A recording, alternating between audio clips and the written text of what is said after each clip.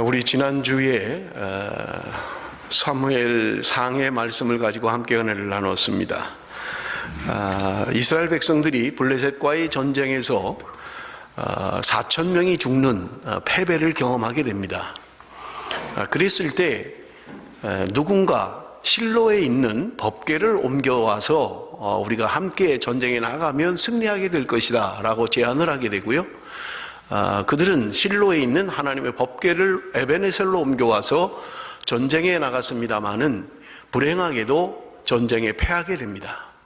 그리고 3만 명이라고 하는 수많은 병사들이 죽게 되는 거예요. 그리고 그들이 모셔왔던 법궤는 빼앗겨버리고 말았던 것입니다. 이 전쟁에 엘리의 제사장의 아들 둘이 홈니와 비느하스가 전쟁에서 죽고 맙니다. 우리가 말씀드린 것처럼 이미 하나님이 예언한 대로 그들이 한날에 죽을 것이라고 말씀을 드렸고요. 엘리의 집안에 노인이 없을 것이다 라고 하나님이 이미 예언을 했던 것입니다. 엘리 제사장이 법궤를 빼앗겼다는 소식을 들었습니다. 자기 아들들이 둘이 전쟁에 나가서 죽었다는 소식을 듣습니다. 엘리 제사장이 뒤로 자빠져서 목이 부러져서 엘리 제사장마저 죽게 되었던 것입니다. 법궤를 빼앗긴 이야기를 우리가 지난주에 함께 나눴습니다. 사무엘상 4장부터 6장까지 3장에 걸쳐서 법궤에 대한 이야기를 하고 있는 거예요. 이스라엘 백성들이 그토록 소중히 여기는 법궤를 빼앗겨버린 거예요. 그런데 그 법궤가 블레셋이라는 땅으로 들어왔을 때 놀라운 일들이 벌어집니다. 다곤 신전에 모셔놨던 법궤로 말미암아서 그 신전 안에 있는 다곤 신상이 넘어져 있는 거예요. 그 다음날 가보니까 다리가 부러지고 목이 부러져 있는 거예요. 그런데 그것뿐만 아니라 아스돗이라는 곳에 전염병이 돌아서 수많은 사람들이 죽습니다. 그래서 이 지금 법궤, 하나님의 법궤, 이스라엘에서 빼앗아 온 이 하나님의 법궤를 가드라는 곳으로 옮깁니다. 그런데도 그곳에도 전염병이 돌고 수많은 사람이 죽게 됩니다. 가드 사람들이 이것을 에글론으로 옮길 때 에글론에도 놀라운 그런 하나님의 역사를 경험하게 되는 거예요. 수많은 사람들이 죽습니다. 그래서 에글론 사람들이 생각도 못해 이것을 우리 그냥 이스라엘로 돌려보내자. 원래 왔던 이스라엘에게 돌려주는 게 좋겠다. 그래서 암소 2마리를 세워서 수레를 새로 만들고 거기에 법궤를 싣고 자기의 선물들을 실어서 이제 이스라엘로 보내는 거였죠. 그게 지난주에 우리가 함께 나눴던 말씀입니다. 그러면서 그들이 생각했던 것은 이 암소가 좌로나 우로나 치우치지 않고 똑바로 벳세메스 이스라엘 땅으로 간다면 이것은 하나님이 우리에게 하신 것이다. 그러나 만약에 이 암소들이 똑바로 가지 않으면 하나님이 하신 것이 아니다. 그렇게 생각을 했습니다마는 그 암소는 똑바로 벳세메스로 향하여 갔던 것입니다. 그리고 지난주에 말씀드렸던 것이 7장 1절 2절까지가 한 달락이라고 말씀을 드렸어요. 그래서 우리 지난주에 마지막 말씀 1절 2절 말씀을 우리 한번 같이 읽어보겠습니다. 다 같이 읽겠습니다. 7장 1절 2절 다 같이 시작. 기럇 여아림 사람들이 와서 여호와의 궤를 옮겨 산에 사는 아비나답의 집에 들여놓고 그의 아들 엘리야사를 거룩하게 구벌하여 여호와의 궤를 지키게 하였더니 궤가 기럇 여아림에 들어간 날부터 20년 동안 오래 있은지라 이스라엘 온 족속이 여호와를 사모하니라. 여러분 보세요. 처음 법궤를 옮겨온 곳이 실로에서 옮겨왔어요. 거기 성막이 있었고요. 그런데 지금 그 법궤를 가져와서 전쟁에 나갔지만 실패하고 빼앗겨버린 거예요. 그런데 그 법궤가 스스로 돌아왔어요. 누구의 도움이나 누구의 힘이 아니라 하나님의 법궤가 그냥 돌아온 거예요. 여러분, 이스라엘 백성들이 그토록 소중하게 여겼던 그 법궤, 그들에게는 아무짝에 쓸모없는 것이었어요. 그런데 블레셋 땅에 들어간 하나님의 법궤는 블레셋 사람들이 놀랄 정도로 하나님의 신이 함께 있고 하나님의 능력이 그 가운데 있었던 것입니다. 그래서 자기네들이 처치곤란이었던 거예요. 그래서 돌려보낸 게 이스라엘 땅으로 돌려보낸 거예요. 그게 이제 돌아온 거예요. 그런데 이 법궤가 돌아왔으면 원래 있던 실로로 돌려보내야 되는데 그 실로로 돌려보내지 않았던 거예요. 기럇 여아림이라는 곳에 그냥 아미나다 집에 그 법궤가 안치되었는데 여러분 오늘 성경에는 20년이 흘렀다. 그렇게 성경은 이야기하고 있는 거예요. 여러분 20년 동안 세월이 흘러버린 거예요. 그리고 7장 2절 마지막에 보면 이런 말씀이 있습니다. 이스라엘 온 족속이 여호와를 사모하니라 이렇게 되어 있어요. 법궤가 20년 동안 지금 기럇 여아림 엉뚱한 곳에 가 있는 거예요. 그런데 지금 이스라엘 백성들은 하나님을 사모했다 그렇게 기록하고 있어요. 여러분, 우리 한글 번역 가운데 잘못된 오역이 바로 이 본문입니다. 여기 사모했다라고 하는 말은 굉장히 좋은 의미 같잖아요. 사모했다라고 하는 것은요, 여호와를 사모했다, 하나님을 그리워하고 하나님을 바라보고 하나님을 기다리고 하는 그런 의미의 단어인데, 이것이 잘못된 단어라는 거예요. 여러분, 킹 제임스 버전에는, 그리고 RSV에는 이 사모했다라는 단어를 라멘티드라고 해서 슬퍼하다라는 것으로 번역을 했습니다. 우리가 많이 보고 있는 NIV 성경은 조금 또 다르게 번역하고 있어요. 그것은 슬퍼하다라는 단어와 찾다라는 단어를 합성해서 두 단어를 같이 사용하고 있는 거예요. 원어에도 이 지금 사모했다라는 말의 의미는 울부짖다, 슬퍼하다, 애도하다라는 의미를 가지고 있어요. 자, 그럼 보세요. 이스라엘 백성들이 지금 법궤가 돌아왔어요. 그리고 20년이 흘러간 거예요. 그런데 지금 이 백성들이 하나님을 사모했다라는 말이 하나님께 슬퍼했다, 하나님께 부르짖었다, 하나님께 한탄했다라는 그런 의미의 단어라는 말이에요.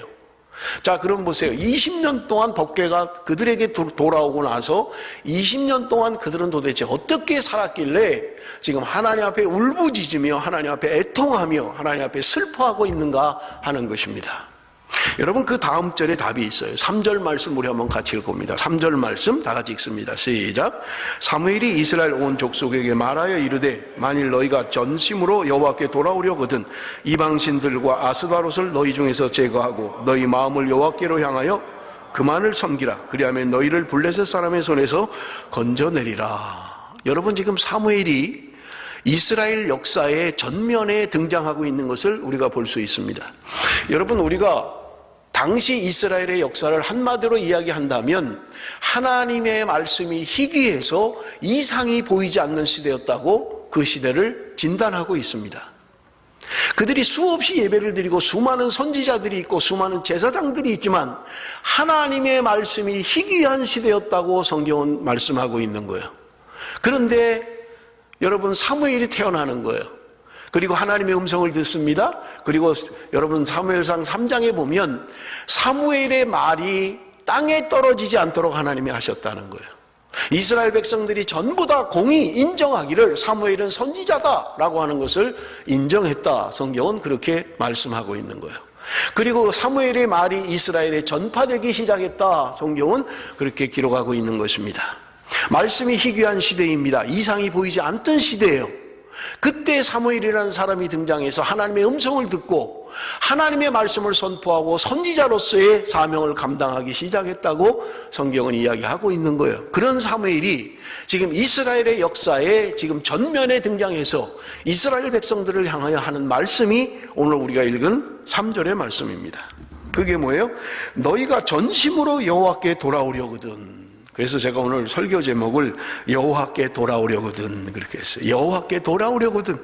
너희들이 여호와께 돌아오려거든 두 가지를 이야기하고 있습니다. 첫째는 뭐예요? 이방신과 아스다롯을 너희 중에서 제거해라. 그리고 하나는 뭐예요? 너희의 마음이 온전히 하나님께로 향할 수 있도록 해라. 그렇게 말씀하고 있는 것입니다. 자, 보세요. 지금 사무엘이 이스라엘 백성들 전체의 이야기를 합니다. 너희가 여호와께 돌아오려거든 이라는 말을 하는 것은 이스라엘 백성들이 여호와를 떠나 있었던 것을 이야기하는 거예요. 이스라엘 백성들이 하나님을 떠나 있었어요. 지금 20년 동안 하나님의 법궤가 돌아오고 20년의 세월이 흘렀다라고 성경은 이야기하고 있는데 20년의 세월 동안 그들이 한 일은 하나님을 떠나 있었던 것입니다. 여러분, 지금 사무엘이 이야기하는 게 뭐예요? 마음을 여호와께로 향하고 그만을 섬겨라. 너희의 마음이 하나님께로 향할 수 있도록 하나님만을 섬겨야 된다라고 말씀하고 있다는 거예요. 그 말은 이스라엘 백성들이 마음으로 하나님을 섬기지 않았다는 거예요. 온전히 하나님께 향하여 있지 않았다는 말입니다. 지금 사무엘이 그것을 지적하고 있는 거예요. 그래서 너희가 여호와께로 돌아오려면 먼저 이방신을 제거해야 된다. 아스라롯을 제거해야 된다. 그리고 너의 마음이 하나님께로 온전히 향하도록 그만을 섬기도록 해야 된다라고 말씀하고 있는 거예요. 자, 여러분 보십시오. 그들이 전쟁에 실패를 했어요. 하나님의 법궤는 돌아왔어요. 그래서 기뻐했습니다. 그런데 20년 동안 그들은 변한 게 없는 거예요. 물론 여러분 그렇습니다. 하나님을 버렸다, 하나님을 떠났다라고 하는 것이 전혀 예배를 하지 않았다 그런 말 아니에요. 그들은 여전히 예배를 드렸고 여전히 제사했습니다. 여전히 모여서 했어요.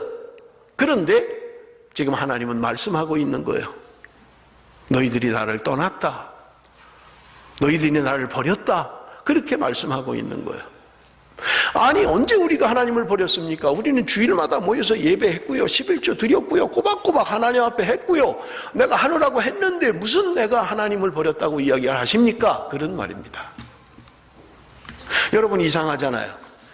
왜 사무엘이 지금 이스라엘 백성들을 향하여 이렇게 이야기를 하고 있는 것입니까?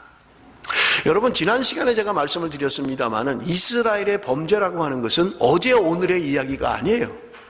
여러분 보세요. 출애굽을 했습니다. 이스라엘 백성들이 애굽에서 출애굽을 했잖아요. 그리고 하나님이 말씀을 주셨어요. 그리고 땅도 약속을 하셨어요. 너희들이 가나안 땅에 들어가서 하나님의 말씀대로 순종하며 그렇게 살으라고, 거룩한 백성으로 살으라고 말씀하셨던 거예요. 그런데 이스라엘을 보십시오. 여러분 가나안 땅을 점령해 가는 과정에서도 조금만 불편하면 하나님을 원망했어요. 그저 마실 물이 없으면, 먹을 게 없으면, 뭐 좀 불편하면, 더우면 더운 대로, 추우면 추운 대로 10번이나 하나님에 대하여 원망하고 불평했던 것입니다. 그리고 여호수아를 통해서 가나안을 점령했어요. 정복시대라고 말씀을 드렸잖아요. 가나안을 정복했던 거예요. 물론 아주 조금 가드, 아수도대 조금 남겨둔 그것이 화근이 되고 400년 후에 문제가 됐다라고 말씀을 드렸던 것입니다. 뭐 다 된 거예요. 전쟁은 끝났고 정복했어요. 그리고 이스라엘은 사사시대로 접어듭니다. 400년 동안 사사들에 의해서 통치되는 거예요. 여러분 사사시대를 우리가 한마디로 이야기하면 죄의 악순환입니다. 계속해서 범죄하고 죄를 짓는 거예요. 자, 그렇다면 지난 시간에도 말씀드린 것처럼 지금 사사시대 말에 사무엘이 등장하고 있는 거예요. 이스라엘의 역사 가운데 하나님께 범죄하고 하나님을 원망하고 불평하고 하나님 말씀에 불순종한 것은 이스라엘의 역사 가운데 어제 오늘의 이야기가 아닙니다. 지금 사무엘 시대에 와서 절정에 이른 거예요. 제사장들이 다 타락을 해버렸어요. 하나님을 알지도 못하고 하나님의 예배를 멸시하고 범죄하고 타락한 거예요. 장로들 마찬가지예요. 하나님께 구해야 되는데, 하나님을 구해야 되는데 하나님을 구하지 않는 거예요. 법궤만 가져오면 우리가 이길 수 있을 것이다, 그렇게 생각했던 거예요. 여러분 제사장이 타락했습니다. 민족의 지도자들인 장로들이 타락했어요. 그러니 백성들 민족적으로 타락한 거예요. 국가적으로 타락한 거예요. 하나님을 떠나 있는 거예요. 그러면서도 그들은 우리는 예배드리고 우리는 잘하고 있는데 뭘 하나님을 떠났다라고 이야기하는가? 라고 이야기해요. 죄송합니다. 여러분 한국 교회는요 70년대를 기점으로 해서 엄청난 부흥의 역사가 있었어요. 그런데 지금 조금만 제정신인 사람이면 한국 교회를 향하여 말하는 동일한 이야기들이 있어요. 한국 교회에 종교개혁이 일어나야 된다라고 이야기하고 있는 거예요. 그렇게 하나님이 부흥을 주셨고 1000만인이 1200만인이 믿는 사람이 생겼다라고 하는 이 한국이 왜 이런 소리들이 들리기 시작하냐고요. 왜 이런 소리들이 나오느냐고요. 여러분 지금 엘리 제사장 시대에 사무엘이 지금 태어나서 지금 이 사역하던 이 시대에 하나님의 말씀이 희귀한 시대가 되어버렸어요. 하나님의 이상이 보이지 않는 시대가 되어버리고 만 거예요. 제사장이 타락하고 장로들이 타락하고 국가적으로 타락해버린 거예요. 지금 이스라엘의 타락은 어제 오늘의 이야기가 아니에요. 하나님이 그래서 그들을 죽이기로 작정하시고 블레셋을 들어서 전쟁에 패배해버리게 만드는 거예요. 하나님을 믿고 하나님을 따라야 될 이스라엘 백성들이 법궤에 집중하는 거예요. 뭔가 가시적인 그게 무슨 능력이 있는 것처럼 하나님은 이스라엘 백성들을 버리고 하나님의 영광은 이스라엘에게서 떠났다라고 말씀하고 있는 것입니다. 이게 사무엘 시대의 여러분 그들의 상황인 거예요. 그런데 지금 사무엘이 이스라엘 백성들에게 너희들이 하나님께로 돌아오려거든 이방신을 버려야 된다, 아스다롯을 버려야 된다, 그리고 너희들의 마음이 온전히 하나님께로 향해야 된다라고 말씀하고 있는 것입니다. 여러분 아스다롯이라는 이 신은 여신입니다. 여자 신이에요. 그런데 이방 신들은 짝이 있어요. 아스다롯이라는 여자 신의 짝이, 남편이 바알 신입니다. 우리가 성경에 많이 등장하지요. 바알 신이 남편, 아내가 아스다롯이라는 신이에요. 여러분, 지금 이방 민족인 이 가나안에 믿고 있는 블레셋과 이 가나안에 살고 있는 사람들이 믿는 신은 바알과 아스다롯을 믿고 있는 거예요. 왜 그러냐면 그들은 바알과 아스다롯이라는 이 남편과 아내의 이 신들이 부부니까 부부관계를 통해서 그들의 풍요가, 그들의 번영이 이루어진다고 생각했던 것입니다. 그래서 실제로 바알 신전에, 여러분 역사가들은 이야기를 합니다. 바알 신전에 1000명가량의 창녀들이 있었다는 거예요. 이 창녀들은요, 공식적인 여자 사제들이에요. 성전에서 근무하는 여자 사제들이에요. 이방 신전에서 근무하는 여자 사제들이었던 것입니다. 여러분, 바알 신을 섬기는 사람들은 제의 자체가, 예배 자체가 성적인 타락이에요. 성전에 1000명의 공창들이 있었던 거예요.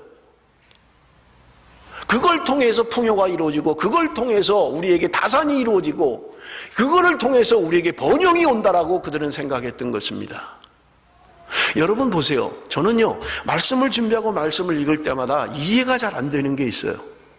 어떻게 이스라엘 백성들이, 하나님의 택한 백성이라고 하는 그들이, 왕같은 제사장 거룩한 백성으로 택함받은 그들이 자신들 눈으로 하나님의 역사를 보았고 하나님의 기적을 경험했고 홍해를 건너고 요단강을 건너는 하나님의 놀라운 능력을 봤잖아요. 그럼에도 불구하고 그들은 어떻게 그렇게 쉽게 하나님을 버리고 떠나느냐 하는 거예요.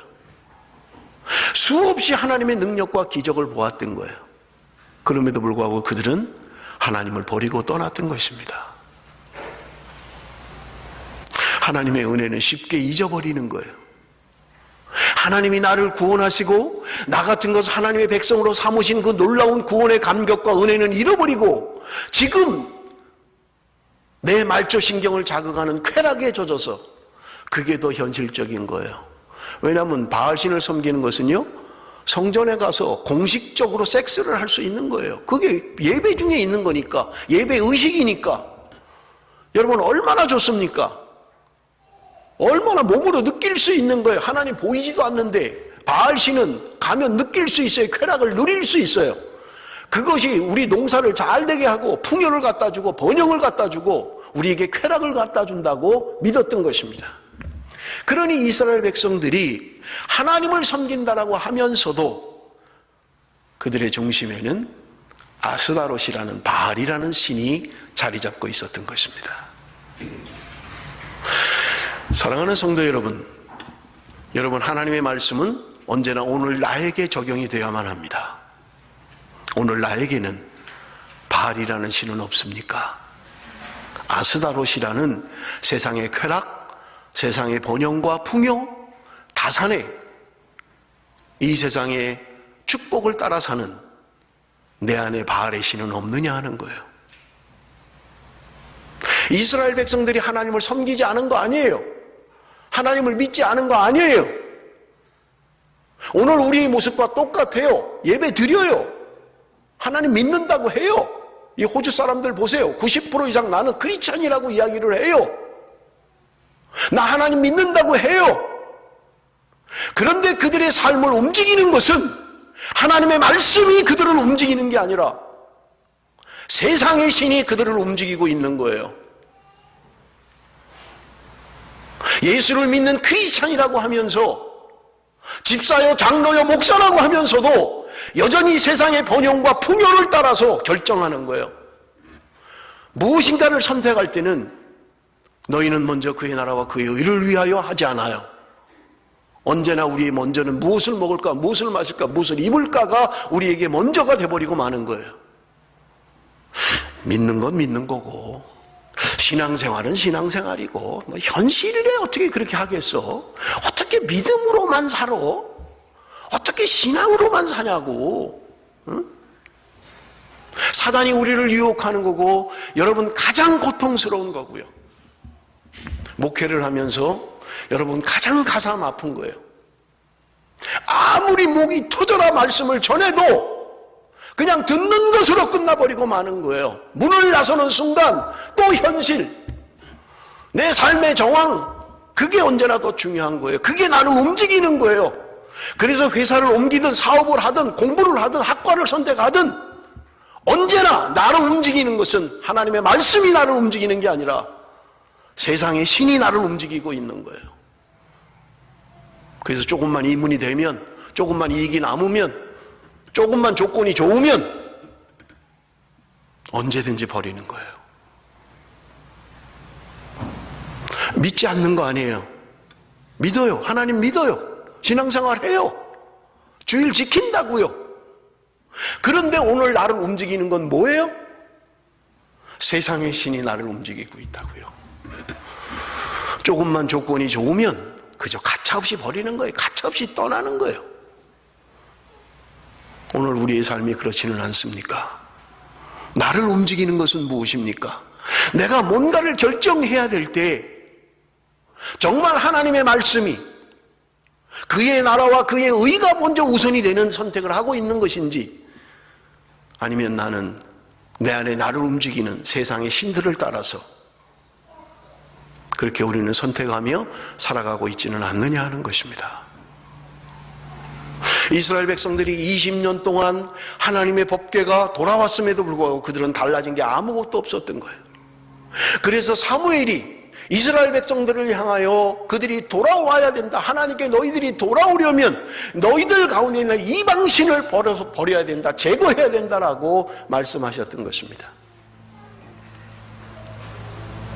오늘 우리 안에 있는 세상의 신들, 나를 움직이는, 내가 뭔가를 결정할 때 결정적으로 나를 그렇게 만들어버리는 세상을 향한 신들이 나에게 있지는 않느냐 하는 거예요. 연애를 하면서도, 사실인지는 모르겠습니다만은 중국에 어디 그 광고가 났대요. 귀공자, 황태자 클럽. 거기에 가입하려면 남자는 200억 이상 돈이 있어야 된대요. 200억, 200억인가 2천억인가. 그러면 애가 있어도 괜찮고요, 결혼을 10번 했어도 괜찮고요, 못생겼어도 괜찮고요, 돈만 많으면 된다는 거예요. 여자는 가입 조건이 단 하나, 얼굴과 S라인, 그거면 된다는 거예요. 그 여자들도 남자가 결혼을 몇 번 했느냐 중요하지 않다는 거예요. 애가 있느냐 없느냐 중요하지 않아요. 돈만 많으면 돼요. 남자들은요, 그 사람의 인품과 그 사람의 인격 따위는 신경 쓸 것도 없는 거예요. 잘 빠진 몸매, 반반한 얼굴, 그거면 되는 거예요. 여러분, 오늘 이 세상 세태를 말하고 있는 것은 아닌가요?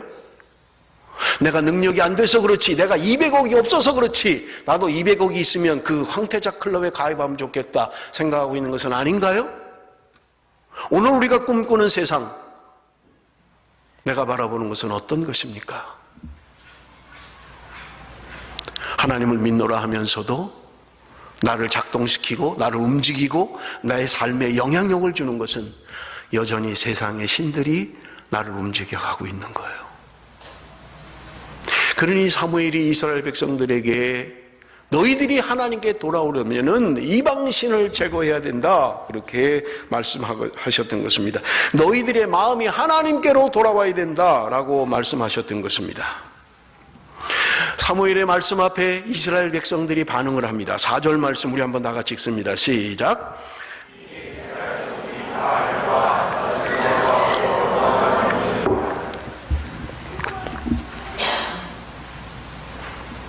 태어나면서부터 하나님 앞에 드려진 말씀의 사람, 하나님의 사람의 준엄한 말씀 앞에 이스라엘 백성들은 수백 년 동안 이어져 온 그들의 우상숭배의 줄을 끊고 하나님께로 돌아오게 되는 것입니다. 한 사람, 하나님의 말씀에 사무친 한 사람으로 인해서 나라와 민족이 변화가 되고 하나님의 말씀 앞에 돌아오는 것을 우리는 볼 수 있는 것입니다. 사무엘은 이스라엘 백성들에게 미스바로 모이라고 말씀합니다. 6절 말씀입니다. 그들이 미스바에 모여 물을 길어 여호와 앞에 붓고 그날 종일 금식하고 거기에서 이르되 우리가 여호와께 범죄하였나이다 하니라. 사무엘이 미스바에서 이스라엘 자손을 다스리니라. 그들이 하나님 앞에 미스바에 모여서 하나님 앞에 회개합니다. 자신의 죄를 토로하며 금식하며 자신의 죄된 것을 민족적으로 회개하고 있는 거예요. 물론 그들에게는 대속죄일이 있어요. 7월 10일 민족의 죄를 대신하는, 그것은 물론 대제사장이 하는 일입니다. 그러나 민족적으로 온 백성이 모여 하나님 앞에 금식하며 하나님 앞에 회개하는 거예요. 자신의 잘못된 것을 돌아보는 거예요. 우리 안에 이방신을 제거하고 세상의 신들을 제거하고 이제 온전히 하나님만을 섬기겠습니다. 그들이 하나님 앞에 그렇게 돌아왔던 것입니다. 여러분, 회개란 무엇입니까? 윤리적으로 도덕적으로 뭔가 변화하는 것, 그것이 회개라고 성경은 말하고 있지 않습니다. 성경이 말하는 회개라고 하는 것은 언제나 하나님과의 관계 안에서만 이루어지는 거예요. 하나님과의 관계가 회복됨이 없이 윤리적으로 도덕적으로 좀 뭔가 조금 바꾸고 내가 조금 고치는 것, 그것이 회개라고 성경은 말하고 있지 않다는 거예요. 회개는 반드시 하나님과의 관계가 회복되어야만 합니다. 하나님께 돌아와야만 되는 거예요. 이스라엘 백성들은 하나님과의 관계를 회복하기를 원했던 것입니다. 여러분, 레위기를 통해서 우리가 수없이 살펴봤던 게 뭐예요? 제사제도잖아요. 하나님 앞에 나가서 하나님과 교제하고 제사하는 사람들은 반드시 자신의 죄를 정리하고 자기네 정결함으로 하나님 앞에 나가지 않으면 하나님과의 관계, 그것을 회복할 수가 없어요. 그래서 하나님은 하나님의 백성들이 자신의 죄를 회개하고 하나님 앞에 정결한 모습으로 하나님과의 관계가 바로 되기를 원했던 것입니다. 그럴 때 하나님은 내가 너희들의 하나님이 될 것이다, 너희들은 나의 백성이 될 것이라고 하나님은 말씀하셨던 거예요. 내가 너희들을 지키고 내가 너희들을 돌보며 내가 너희들을 인도해 나가는 너희들의 왕이다 라고 하나님이 말씀하고 계신 거예요. 이게 성경을 통해서 도도하게 하나님이 반복적으로 우리에게 말씀하시는 것들이에요. 너희들은 세상의 신을 따라가는 백성들이 아니다, 하나님을 따라 섬기며 하나님의 말씀대로 살아야 될 하나님의 백성들이라고 수없이 가르쳐주고 계신 것입니다. 여러분, 그들이 하나님께 돌아왔습니다. 이 우상을 제거했어요. 하나님 앞에 온전히 회개했습니다. 그런데 여러분, 7절 8절을 보십시오. 무슨 일이 일어나는지 보십시오. 7절 8절입니다. 이스라엘 자손이 미스바에 모였다 함을 블레셋 사람들이 듣고 그들의 방백들이 이스라엘을 치러 올라온지라. 이스라엘 자손들이 듣고 블레셋 사람들을 두려워하여 이스라엘 자손이 사무엘에게 이르되 당신은 우리를 위하여 우리 하나님 여호와께 쉬지 말고 부르짖어 우리를 블레셋 사람들의 손에서 구원하시게 하소서 하니. 그렇게 하나님 앞에 회개하고 우상을 버리고 하나님 앞에 돌아왔어요. 그런데 전쟁이 일어난 거예요. 블레셋과의 전쟁이 일어나 버리고 만 거예요. 아니, 하나님, 그들이 자신의 죄를 알고 우상을 버리고 하나님께 온전히 회개하고 돌아왔는데 왜 또 전쟁입니까? 왜 이 전쟁을 일으키시는 겁니까? 아까도 말씀을 드렸습니다마는 여러분, 우리가 하나님을 믿노라 하는 것, 하나님을 내가 믿는다라고 하는 것과 내 삶 속에 내 중심에 나를 움직이는 게 무엇이냐 하는 것은 다른 문제일 수 있다는 거예요. 하나님이 이 사건을 통해서 분명하게 말씀하고자 하시는 것은, 여러분, 전쟁이라고 하는 것은요, 그것만큼 참혹한 게 없습니다. 우리 어르신들이 앉아 계십니다마는 전쟁을 체험한 세대는 절대로 좌경화될 수 없어요. 전쟁을 경험한 세대는요, 절대로 공산화될 수 없습니다. 우리 한국을 지탱하는 힘이 뭐냐? 여러분, 아무리 여러분들이 뭐라 해도 전쟁을 체험한 세대들의 보수 세력들이에요. 왜? 그들은 경험상 알고 있거든요. 얼마나 참혹한 것인지, 전쟁이 얼마나 비참한 것인지 그들은 알기 때문에 그렇습니다. 하나님은 전쟁을 일으키십니다. 그들이 회개하고 돌아왔어요. 그런데 전쟁이 일어난 거예요. 이스라엘 백성들이 여러분 사무엘상 4장에 보였던 반응과 정반대의 반응을 보입니다. 사무엘에게 이야기합니다. 당신이 하나님께 기도해서 이 전쟁을 좀 막아주십시오. 우리가 승리할 수 있도록 당신이 좀 기도하십시오.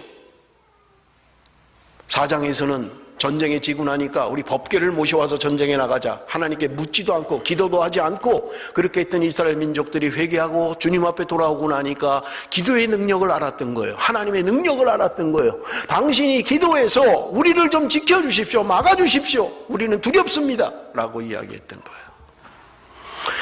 그런데 여러분, 전쟁의 결과가 무엇입니까? 10절 말씀 한번 봅시다. 10절 말씀 다 같이 읽습니다. 시작.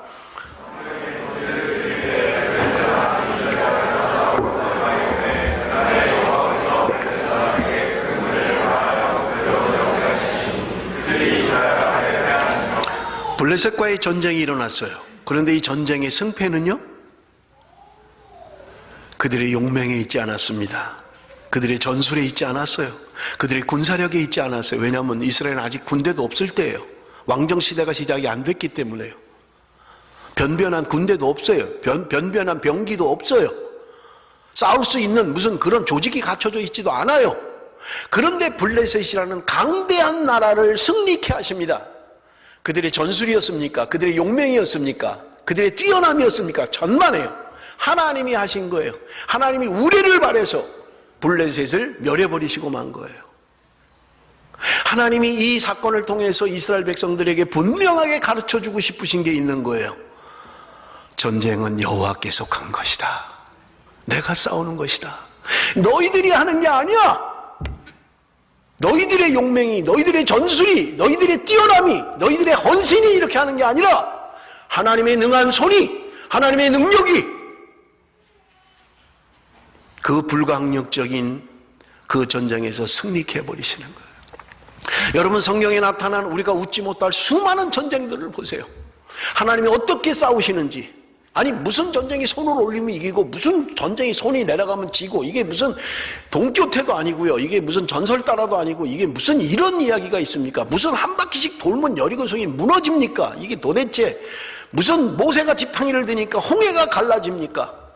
하나님이 성경의 역사를 통해서 구구하게 순간순간마다 하나님의 백성들에게 보여주고 싶으신 게 뭐예요? 하나님의 능력, 하나님의 영광.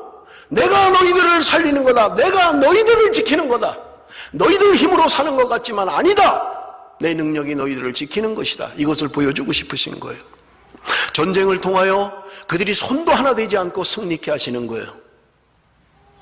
여러분, 전쟁에 나오는 수많은 전쟁들이 만화 같습니까? 아니, 무슨 이런 요즘 시대에 무슨 이런 말도 안 되는 소리를 하고 있어? 아닙니다. 하나님의 방법이고 하나님의 역사고 하나님의 능력이에요. 내가 할 수 없는 방법으로 하나님이 하시겠다는 거예요. 내가 상상도 할 수 없는 방법으로 하나님이 일하시겠다는 거예요. 그래서 기도원의 300용사 32,000명이 모집됐는데도 18만 5천 명과 싸우는데도 다 보내라는 거예요. 300명만 남겨놓으라는 거예요. 300명이 용감해서 싸움에 승리한 거예요? 아니에요. 성경을 보세요. 300명 가지고는 도저히 아무리 뛰어나고 아무리 전술이 좋고 아무리 용맹해도 이길 수 없는 전쟁인 것을 알게 하기 위해서 그러신 거예요. 뭘 말씀하시는 거예요? 너희들이 싸우는 전쟁은 니네가 싸우는 게 아니야. 내가 싸우는 거야. 내가 싸우는 전쟁이란다. 네가 이걸 알아야 된다.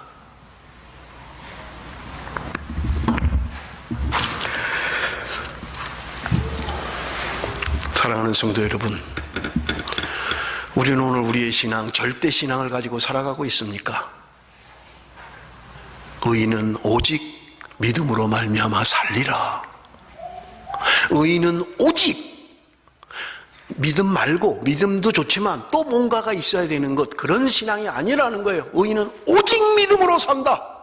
오직 복음으로, 오직 예수 그리스도, 지저스 올, 예수 그리스도가 다다. 복음이 다다. 하나님은 이 땅을 사랑하는 하나님의 백성들에게 요청하고 있는 거예요. 너희들이 말씀이 다다라고 생각하고 믿고 살아가라는 거예요. 하나님이 다다라고 생각하고 살아가라는 거예요. 그럼 하나님이 하시겠다는 거예요. 블레셋과의 전쟁에서 내가 하겠다는 거예요. 그런데 우리는요, 비자 문제만 연루돼도 두려워 떠는 거예요. 먹고 사는 문제만 연루돼도 두려워 떠는 거예요. 하나님이 안 계신 거 아니야? 믿음으로만 살 수 있어 진짜? 어떻게 세상을 신앙으로만 산단 말이야? 여러분, 하나님이 오늘 우리에게 원하는 신앙은 그런 신앙이 아닙니다. 하나님 절대 신앙으로 살기를 원하시는 거예요. 그러면 내가 할 것이다. 내가 너희들에게 무엇을 먹어야, 무엇을 마셔야, 무엇을 입을까 나도 알고 있다. 하나님이 말씀하고 있는 것입니다. 12절 말씀 우리 한번 같이 읽겠습니다. 12절 말씀 다 같이 시작. 사무엘이 돌을 취하여 미스바와 센 사이에 세워 이르되 여호와께서 여기까지 우리를 도우셨다 하고 그 이름을 에베네셀이라 하니라.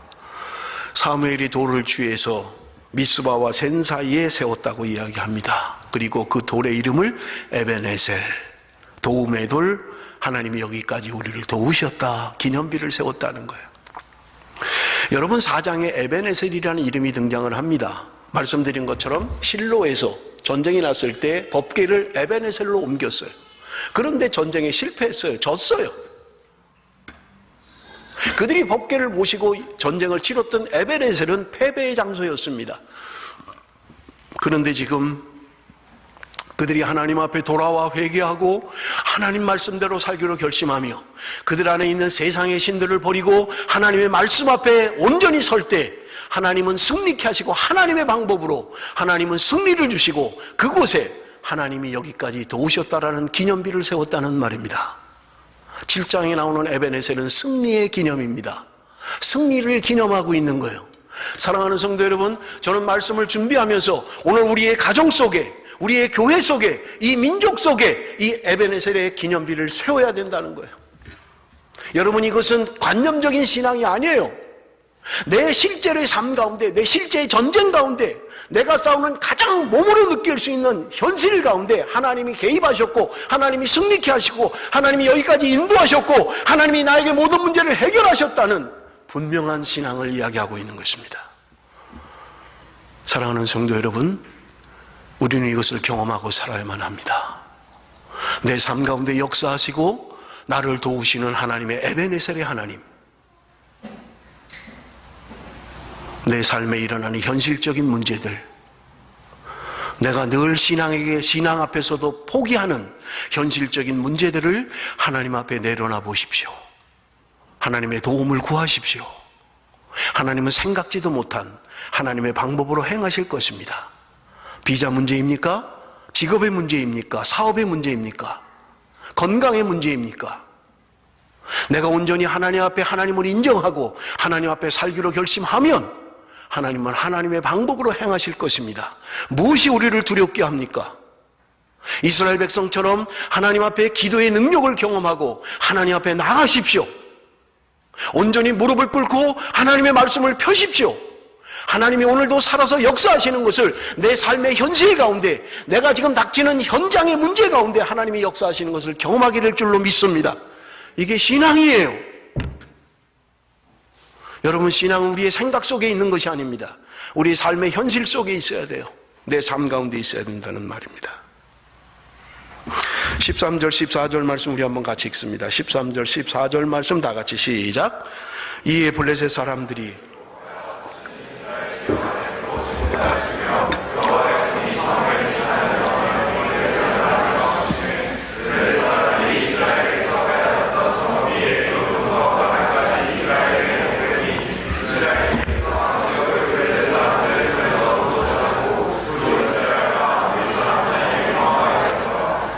저는 말씀을 준비하면서요, 이 한 문장의 단어가 너무 가슴이 떨렸습니다. 여러분, 여기 본문을 보십시오. 여호와의 손이 사무엘이 사는 날 동안에 블레셋 사람을 막으시매. 하나님의 손이 사무엘이 사는 날 동안 블레셋을 막으셨다는 거예요. 사무엘이 사는 날 동안에 하나님 앞에 온전히 헌신되고 말씀으로 하나님 앞에 나갔던 그 사무엘, 하나님의 말씀이 희귀하여 이상이 보이지 않던 그 시대에 하나님의 말씀이 임해 있던 그 사무엘, 어릴 때부터 하나님 앞에 드려져서 나신으로 하나님 앞에 선지자로 제사장으로 살았던 이 사무엘, 이 사람이 사는 날 동안에 하나님의 손이 블레셋을 막으셨다고 기록하고 있는 것입니다. 저는 말씀을 준비하면서 가슴이 터질 것 같았어. 사무엘이 사는 날 동안에 하나님이 막으셨다는 거.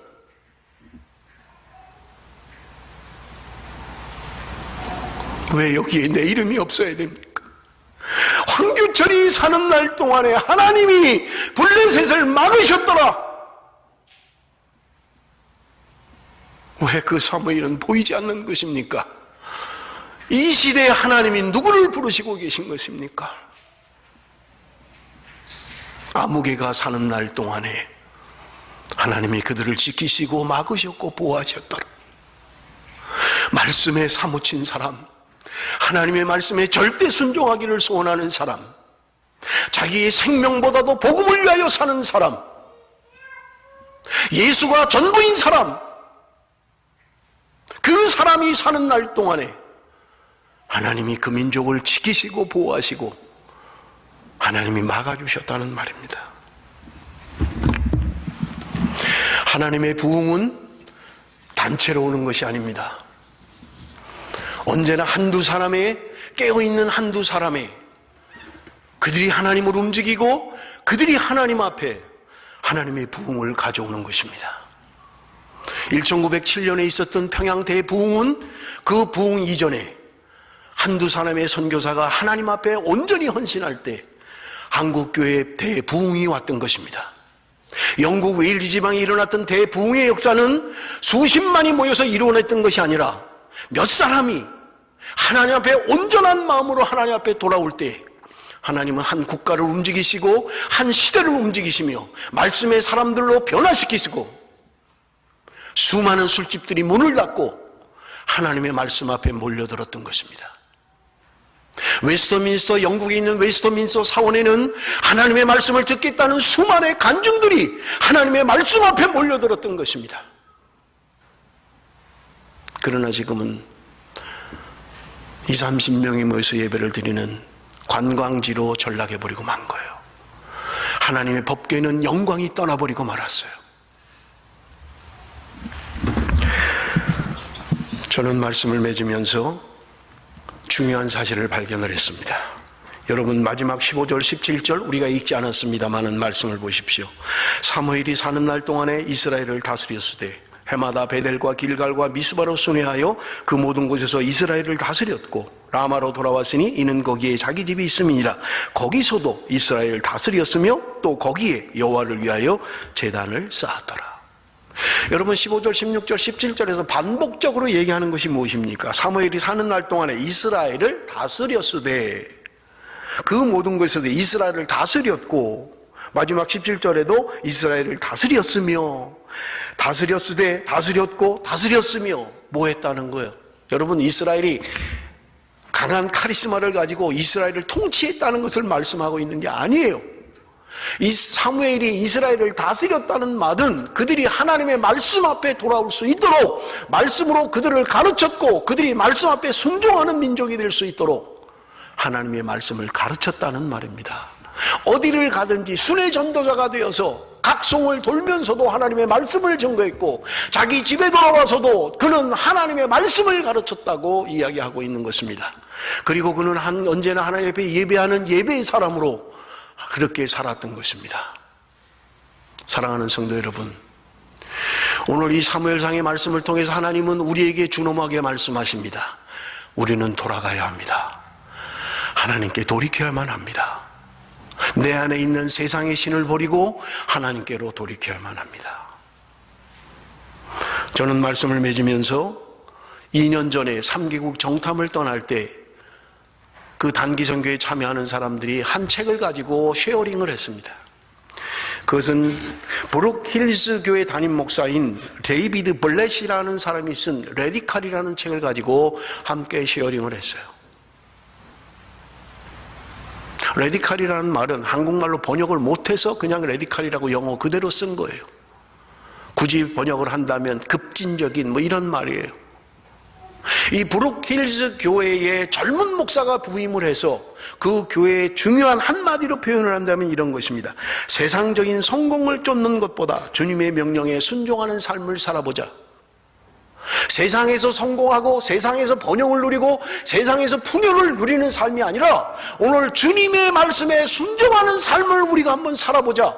그 운동이에요. 그래서 그 성도들이 1년 동안 헌신을 합니다. 내가 1년 동안 레디컬한 삶을 살겠습니다. 주님의 말씀에 순종하겠습니다. 5가지 원칙이 있습니다. 첫째, 전 세계를 위하여 기도하라. 1년 동안 한시적으로 하는 거예요. 1년 동안 레디컬 실험에 참여하는 사람들은 1년 동안 전 세계를 위하여 기도해야만 합니다. 두 번째, 말씀 전체를 샅샅이 연구해라. 창세기부터 요한계시록까지 1년 동안 말씀을 연구하는 거예요. 세 번째, 의미 있는 곳에 쓰기 위해 재정을 희생하라. 네 번째, 당신을 필요로 하는 낯선 곳에 가서 섬기라. 그것이 아프리카든 어디든 하나님이 필요한 곳, 그곳에 가서 섬기라고 말씀하는 거예요. 5번째, 복음적인 지역교회에 헌신하라. 하나님의 말씀이 살아있는 교회에서 헌신하고 섬기라는 거예요. 이게 레디컬 5가지 1년 동안 행하는 일들이에요. 여러분, 레디컬 책을 한번 읽어보십시오. 그들이 그런 삶을 살았을 때 어떤 일들이 벌어졌는지, 그들이 세상의 번영과 세상의 출세와 세상의 성공을 따르지 아니하고 주님의 말씀에 순종하며 살겠다고 결심했을 때 그 1년 동안 놀라운 일들이 일어난 것을 레디컬이라는 책에 간증하고 있는 것입니다. 말씀을 맺습니다. 한 사람 말씀에 사무친 사무엘이라는 한 사람을 통해서 한 민족을 돌아오게 하십니다. 오늘도 하나님의 방법으로 승리케 하신 하나님은 오늘도 에베네셀의 하나님, 나의 삶 가운데, 내 현실 가운데, 내가 직면하고 있는 삶의 문제 가운데 하나님이 함께 하시는 거예요. 여러분들이 하나님 앞에 기도하며 하나님께 내어놓으십시오. 인간의 방법으로, 세상의 방법으로 뭔가를 자꾸 이루려고 하지 마십시오. 하나님은 하나님의 방법으로 행하시는 분입니다. 사랑하는 성도 여러분, 에베네셀의 기념비를 우리의 가정에, 우리의 교회에, 우리의 민족의 기념비로 삼으십시다. 하나님이 나를 여기까지 도우셨다. 내가 지금 가장 고통스러워하는 건강의 문제, 내 비자의 문제, 내 직업의 문제, 내 직장의 문제, 사업의 문제, 학교의 문제, 학업의 문제, 하나님이 나와 함께 하셨다. 여기까지 나를 도우셨다. 사랑하는 성도 여러분, 우리 하나님께로 돌이키십시다. 우리의 삶을 돌이켜야만 합니다. 현실의 문제가 아무리 힘들고 어려워도 세상의 신을 따라가면 안 됩니다.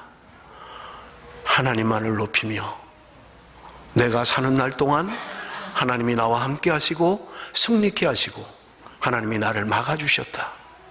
이 고백과 이 찬양과 이 간증이 우리의 삶 가운데 고백되어지고 하나님을 높이며 하나님의 영광이 드러나는 그런 삶을 살 수만 있다면 우리가 모이는 것은 숫자일 뿐입니다. 중요하지 않아요.